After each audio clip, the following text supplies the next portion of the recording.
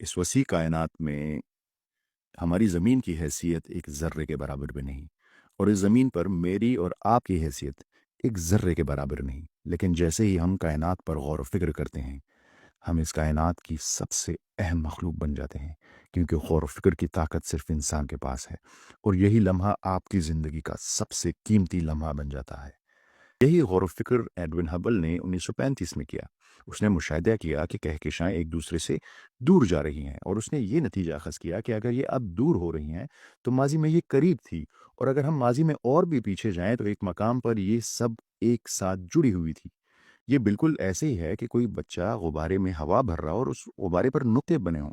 तो जैसे-जैसे आप हवा भरेंगे, वो नुक्ते एक दूसरे से दूर होते जाएँगे। यही तस्वुर बिग बैंग थ्योरी की बुनियाद बना। बिग बैंग थ्योरी है क्या? बिग बैंग थ्योरी ये कहती है कि जब कुछ भी नहीं था, अंधेरा था, खामोशी थी, कहीं से एक नुक्ता आया। कहाँ से आया? कैसे आया? कोई नहीं जानता। इंतहाई गर्म, इंतहाई डेंस, और उस नुक्ते में एक धमाका हुआ, और उस धमाके से इस आसमान और ज़मीन में जितनी चीज़ें हैं, उसकी पैदाइश हुई। इस थ्योरी को बिग बैंग थ्योरी कहा जाता है, और आप अपने इर्द-गिर्द जो भी चीज़ें देख रहे हैं, उसकी पैदाइश इस बिग बैंग थ्योरी के ज़रिए से हुई।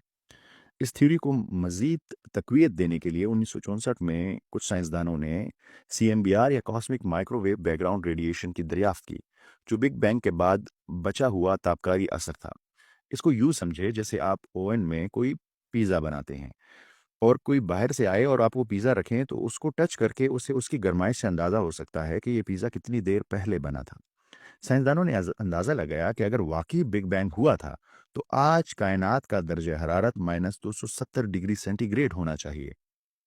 तो जब इन्होंने ये नापा, तो हैरत अंगेज तौर पर यही दर्जा हरारत हमारी कायनात का था, जिसने बिग बैंग थ्योरी को मजीद मुस्तहकम कर दिया।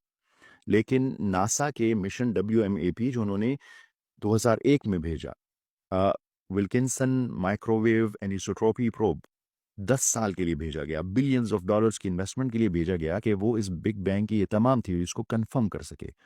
और जब वो अपनी फाइंडिंग्स लेके आया, तो उसने बिग बैंग की थ्योरी को बिल्कुल मुस्तहकम कर दिया। यानी एक वक्त था जब ये आसमान और ज़मीन दोनों में जितनी भी चीज़ें हैं, ये एक नुक्ते में बंद थी, ये जुड़ी हुई थी, और इस बिग बैंग से वो अलग-अलग हो गई। ये है साइंस की दरियाफ्त कि इस कायनात की तख्लीक कैसे हुई। अब ज़रा सुनिए कि कुरान शरीफ इस बारे में क्या कहता है। कुरान शरीफ सूरह अंबिया में, पहले आप सूरह अंबिया को ज़रा समझिए। ये वो सूरत है जिसमें कुफ़ार हज़रत मोहम्मद सल्लल्लाहु अलैहि वसल्लम से बार-बार निशानी माँग रहे हैं कि अगर आप अल्लाह के रसूल हैं, तो कोई ऐसी निशानी लेके आएँ जो बहुत बड़ा मोजज़ा हो। अब सुने उसी सूरत में अल्लाह ताला 30 नंबर आयत में क्या कहते हैं। बिस्मिल्लाहिर्रहमानिर्रहीम। अवलम यरल्लज़ीना कफ़रू अन्न अस्समावाति वल अर्दा कानता रत्कन फफतकनाहुमा। क्या देखते नहीं हैं ये काफिर कि ये आसमान और ज़मीन मिले हुए थे, और हमने इन्हें जुदा कर दिया। ये किसी साइंसदान के अल्फाज नहीं हैं। ये अल्फाज हैं आज से 1400 साल पहले की किताब के, जो वही बात कह रही है जो साइंस अपनी सेंचुरीज ऑफ रिसर्च और बिलियंस ऑफ डॉलर्स स्पेंड करके पहुंची कि ये आसमान और ज़मीन मिले हुए थे। अरबी में आसमान का मतलब है कुछ भी जो आपके ऊपर हो, यानी अपने ऊपर जो चांद सितारे सियारे कहकशाएं आप देख रहे हैं, ये और ये ज़मीन, ये एक वक्त पर मिले हुए थे, और एक धमाके से कुरान शरीफ ने कहा कि हमने इसे जुदा कर दिया। और यही बात साइंस कहती है। कैसे?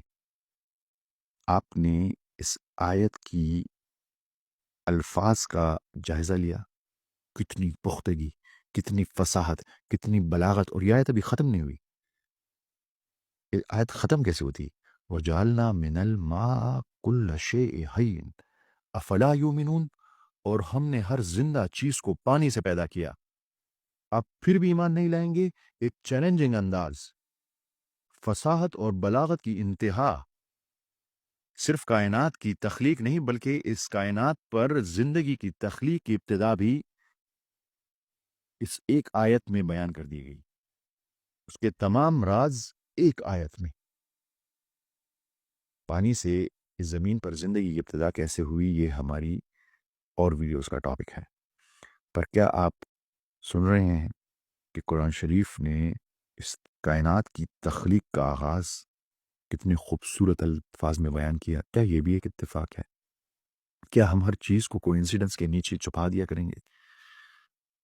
ایک ریزن جو لوگ پیش کرتے ہیں، جو اسکیپٹک ہوتے ہیں، وہ کہتے ہیں کہ جب بھی کوئی سائنسی ایجاد ہوتی ہے تو قرآن شریف لوگ اس کے مطابق قرآن شریف کے معنی بدل کر اس کو قرآن شریف میں فٹ کرتے ہیں۔ تو ذرا دیکھیے کہ آج سے 100 سال پہلے، 150 سال پہلے، 200 سال پہلے قرآن شریف کی ٹرانسلیشنز اس آیت کے بارے میں کیا کہتی ہیں۔ آپ پائیں گے کہ وہ سب ٹرانسلیشنز کہتی ہیں کہ یہ آسمان اور زمین ملے ہوئے تھے اور یہ جدا کر دیے گئے۔ یہ ہماری سیریز غور و فکر کی 9ویں قسط تھی، اور میں نے آپ کو کہا تھا کہ یہ 4 آیتوں کا سلسلہ ہے، تو یہ تو صرف ہم نے پہلی آیت پڑھی ہے۔ دوسری، تیسری اور چوتھی آیت سنیں گے تو آپ اس سے بھی زیادہ حیران رہ جائیں گے۔ آپ سب کی سماعتوں کا بہت بہت شکریہ۔ ملتے ہیں اگلی قسط میں۔ اللہ حافظ۔